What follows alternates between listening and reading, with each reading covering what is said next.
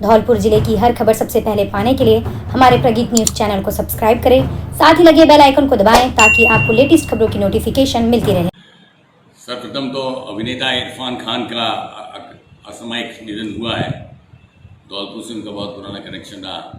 पान सिंह तोमर फिल्म की शूटिंग धौलपुर में हुई। जिस तरह से लोकल डायलेक्ट में उन्होंने अपनी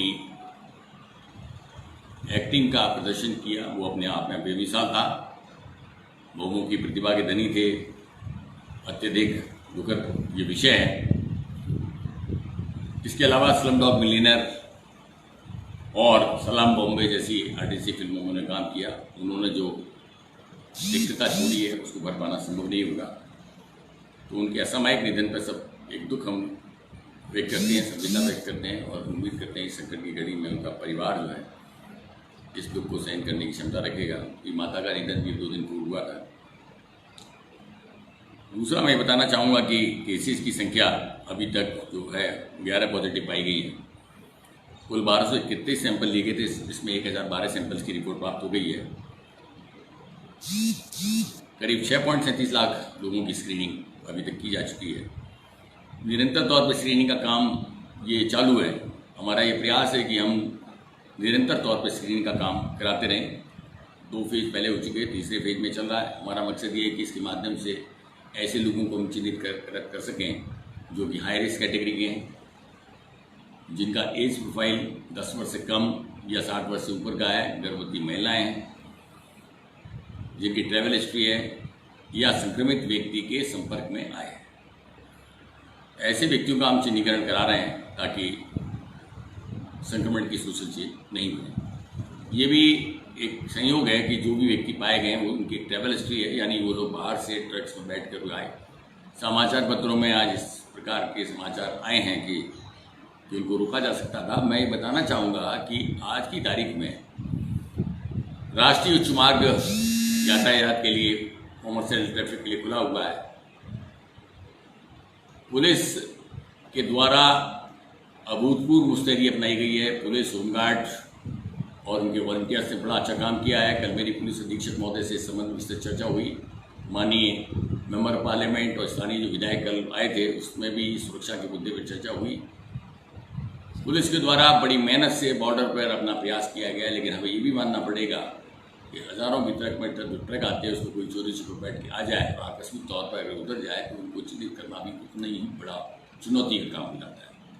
विशेष रूप से जबकि जो व्यक्ति आ रहे हैं उनकी स्थानीय रिश्तेदारी हों, यहाँ के रहने वाले हों। तो जितने भी ये लोग आए हैं उनमें से अधिकांशतः ट्रक ड्राइवर हैं जो कि आलू, प्याज, आम, पपीता इस तरह के जो सब्जियों का कारोबार बाहर करते थे और अब चूँकि रोजगार और व्यवसाय उन प्रांतों में खत्म हो गया तो यहाँ आए।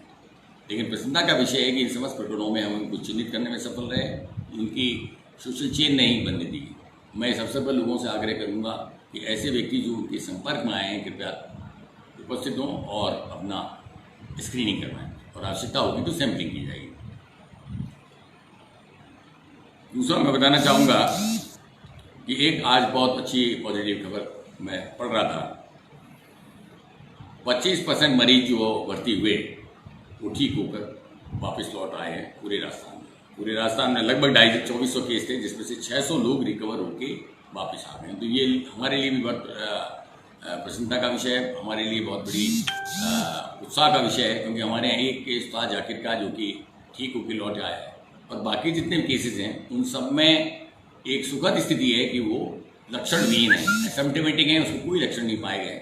दूसरी इसमें सुखद स्थिति ये है कि इसमें किसी भी प्रकार का उनका हाई रिस्क कैटेगरी के नहीं है, यानी उनका एज प्रोफाइल, उनकी उम्र के हिसाब से, उनकी बीमारी का जो प्रोफाइल है उसके हिसाब से कोई चिंता का विषय नहीं है।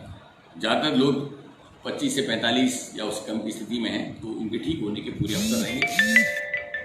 अधिकांश लोगों का इलाज स्थानीय स्तर पर हम लोग करवा रहे हैं और मैंने CMHO और PMO से बात की है, उनको निर्देश दिए हैं, उनकी आवश्यक इमदाद करने के निर्देश दिए हैं। उनके परिवार जो बाहर हैं उनको भी हमने आइसोलेशन वार्ड में रखा है और नेगेटिव रिपोर्ट आने पर भी उनको 14 दिन के होम क्वारंटाइन रखा जाएगा। आज इस अवसर पर मैं ये कहना चाहूँगा कि ये अवसर है बीमारी से लड़ने के लिए। आज हम बीमारी से लड़ें, बीमार से नहीं लड़ें। ये भी अपील करना चाहूँगा कि जो विभिन्न प्रकार के हमारे कोरोना फाइटर्स हैं, कोरोना वॉरियर्स हैं, चाहे पुलिस हो, चाहे होमगार्ड हो, चाहे हमारे वॉलंटियर्स हों, चाहे रेवेन्यू के आदमी हों, चाहे चिकित्साकर्मी हों, इन सब का सहयोग करने की आवश्यकता है, इनके सम्मान करने की आवश्यकता है। छोटी छोटी बातों पर हम जो समाचार का प्रकाशन कर रहे हैं और उनके मनोबल को हतोत्साहित कर रहे हैं, वो अवसर नहीं है। ये निश्चित रूप से कुछ यूट्यूब चैनल्स ने प्रयास किया कि कुछ खबरों को तोड़ मरोड़ कर प्रस्तुत किया, उनके लिए मैंने नोटिस जारी किए हैं। एपिडेमिक एक्ट में जो नवीनतम संशोधन केंद्र सरकार ने किए हैं और इस बाबत जो अध्यादेश लाया गया है, उसमें स्पष्ट रूप से ये बताया गया है कि यदि कोई ऐसा काम करता है तो उसमें उनको अबेटमेंट और कमीशन ऑफ क्राइम के लिए अभियोग दायर किया जा सकता है, मुकदमा दायर किया जा सकता है। 6 महीने से 7 साल तक की सजा का प्रावधान है, इसमें दंड का प्रावधान है। तो मैंने एसडीएम धौलपुर और पीआरओ धौलपुर को जांच के आदेश दिए। ऐसे समस्त यूट्यूब चैनल्स के खिलाफ कार्रवाई की जाएगी, ना केवल उनको चैनल्स को बंद कराया जाएगा, बल्कि आवश्यकता पड़ी तो उनकी गिरफ्तारी की भी कार्रवाई की जाएगी। इस बात को सभी को समझना होगा कि आज व्यक्तिगत हित और व्यक्तिगत सोच को त्याग कर सामूहिक हित और सामूहिक सोच को हमारे ऊपर हावी करना पड़ेगा। मैं कुछ समाचार देख रहा था, बड़े अतिरंजित वर्णित है। एक समाचार पत्र में बड़ी अजीबोगरीब स्थिति देखने को मिली। उन्होंने पूरे वर्णन में लिखा कि उसको खाना मिल रहा था, बेसहारा लेडी थी, लेकिन उसकी बीमारी के तथ्य को उजागर नहीं किया और इसमें ये हवाला दिया गया कि भूख से मृत्यु हुई। मैं ये जानना चाहता हूँ कि किसी भी प्रकार की मृत्यु के कारणों का निर्धारण पोस्टमार्टम की रिपोर्ट से होता है। और लेडी ने जो बात कही और जो अखबार में छपी है, उसमें भी कहीं बात नहीं कही कि मुझे खाना नहीं मिला या मैं इस भूखमरी का शिकार हूँ। लेकिन समाचार पत्र के द्वारा अपनी लोकप्रियता बढ़ाने, अपनी टीआरपी बढ़ाने के उद्देश्य से जिस तरह का ये किया है, मैं इस अवसर पर कहूँगा ये अवसर नहीं है जबकि हम अपनी व्यक्तिगत हित को सामूहिक हित से ऊपर ले जाकर खड़ा कर दें और ऐसी खबर का प्रकाशन करें जिसका वस्तुतः हकीकत से कोई संबंध नहीं है।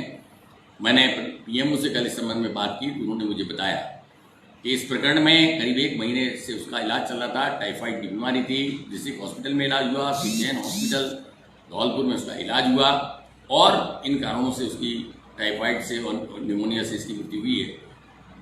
मैं उम्मीद करता हूं कि संबंधित समाचार पत्र के द्वारा इस आशय का खंडन जरूर छापा जाए कि हमारे द्वारा तथ्यों को सत्यापित किए बिना समाचार का प्रकाशन किया गया। अगर ऐसा नहीं होता है तो निश्चित रूप से कोरोना की जंग में जो लोग लगे हुए हैं, जो अपनी जान को खतरे में डालकर संघर्ष कर रहे हैं, दूसरों की जान बचाने का प्रयास कर रहे हैं, उनके मनोबल में बहुत बड़ा विपरीत प्रभाव पड़ेगा।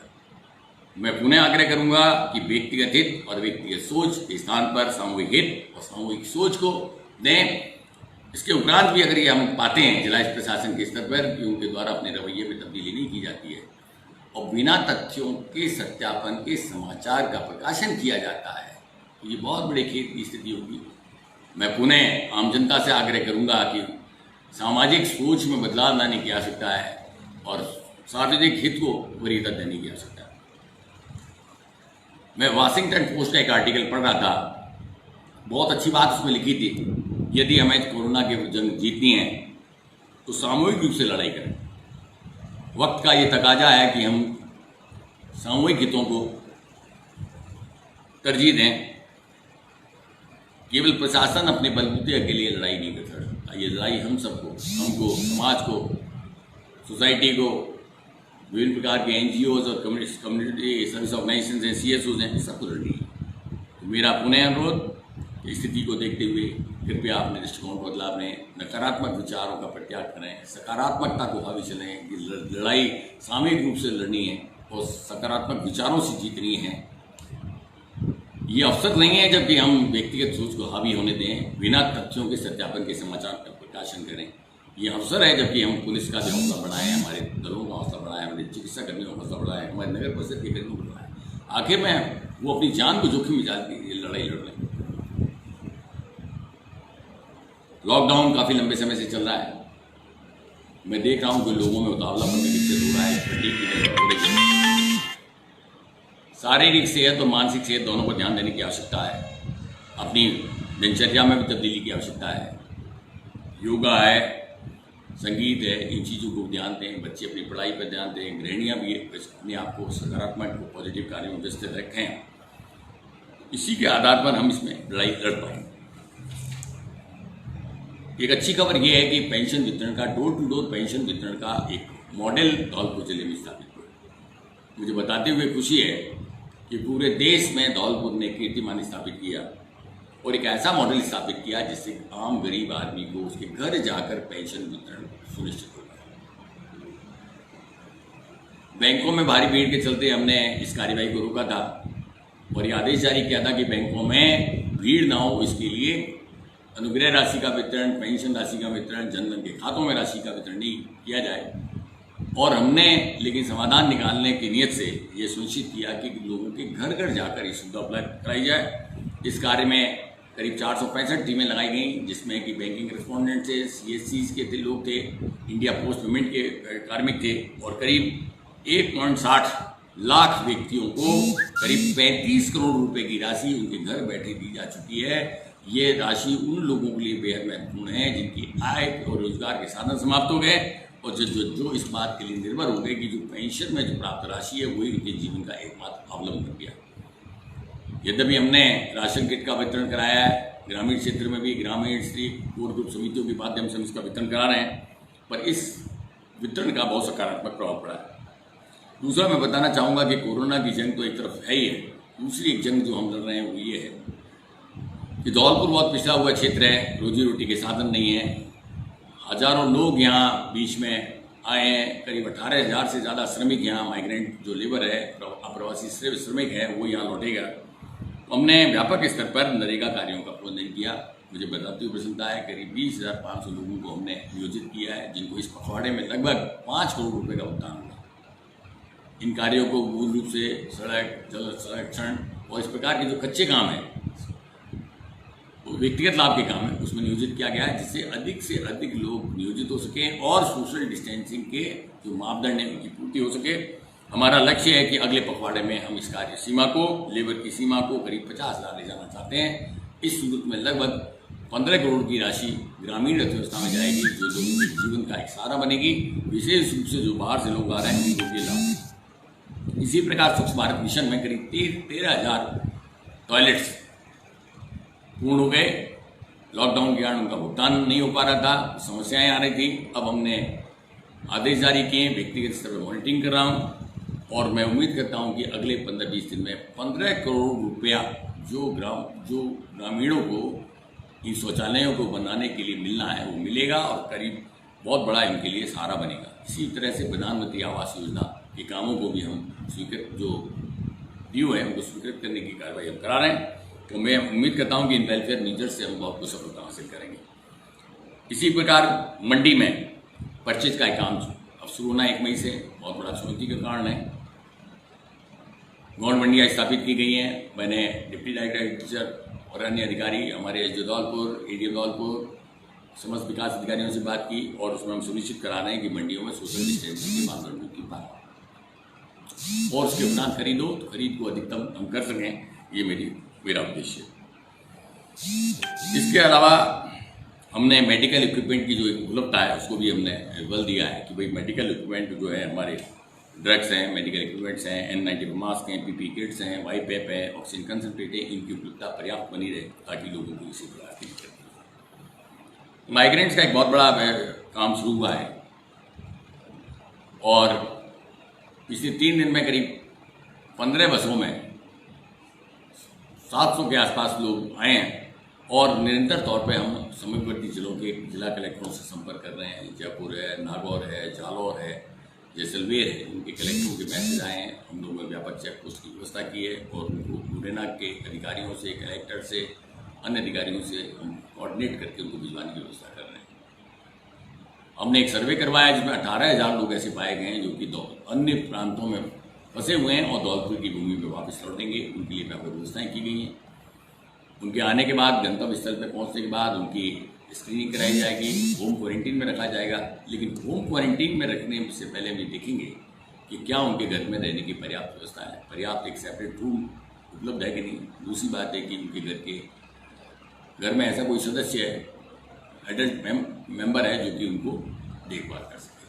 अन्यथा इंस्टीट्यूशनल क्वारंटीन या गाँव के स्कूल वगैरह रखने की व्यवस्था की जाएगी, उनके भोजन पानी की व्यवस्था की जाएगी। लेकिन बहुत बड़ा चुनौती का कारण होगा, क्योंकि ऐसे क्षेत्रों से आ रहे हैं जिसमें कि कई प्रकार की संक्रमण की स्थितियाँ बनी हुई हैं। हमने गुजरात और महाराष्ट्र के जो लोग आएंगे जहाँ की संक्रमण की स्थिति ज़्यादा है, वहाँ लोगों से अनुरोध किया है कि उनको इंस्टीट्यूशनल क्वारंटीन या कि स्कूलों वगैरह में रखा जाए ताकि संक्रमण का फैलाव ना बढ़े। तो मैं उम्मीद करता हूँ और अनुरोध करता हूँ सभी लोगों से कि कृपया करके संकट की इस घड़ी में लड़ने की आवश्यकता बीमारी से है। सभी जो एजेंसीज इसमें इन्वॉल्व हैं उनको पूरा सम्मान दें, सहयोग दें, उनका हौसला बढ़ाएं। छोटी छोटी बातों को लेकर इस समाचारों का प्रकाशन उनके हौसले को विपरीत रूप से प्रभावित करेगा और इस कार्य में सहयोग देंगे तो मैं उम्मीद करता हूं कि धौलपुर जिला प्रशासन इस जंग को लड़ने में पूरा सफल रहेगा। अगर कोई आदमी संक्रमित होकर बाहर आ गया तो उसका अभिप्राय यही है कि वो दिल्ली का आदमी यहाँ आ गया।